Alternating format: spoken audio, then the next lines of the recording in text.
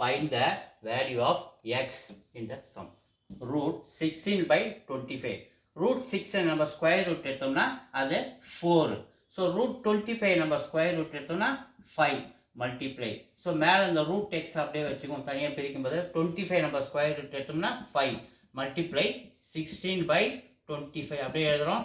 256 by 625 right side உள்ள அப்படியே எழுதுகிறோம். கவனிங்க, 4 into 16 நமக்கு மேலே 64 மல்டிப்ளை இந்த ரூட் எக்ஸ் நியூமிரேட்டில் இருக்கிறாங்க. இங்கே பாருங்கள், டினாமினேட்டில் 5 into 5 25, 25 into 25 625 இசிக்கோட்டில் ரைட் சைடில் இருக்கிற 256 by 625 அப்படியே நம்ம எழுதிக்கிறோம். ரூட் எக்ஸை இந்த பக்கம் நிறுத்திக்கிட்டு லெஃப்ட் சைடில் ரைட் சைடில் உள்ள 256 by 625 மல்டிப்ளை அப்படின்னு போட்டு இந்த 64 by 625 ஈக்குவலுக்கு அதனால் ஒரு மாதிரி தலைகீழ மாறி மேலே 625 போயிட்டு கீழே 64 மாறிடுறாரு, கீழே வந்துடுறாரு. அப்போ 625 கேன்சல். 64 டேபிளில் 256 அடிச்சா 4 times. root x is equal to 4னா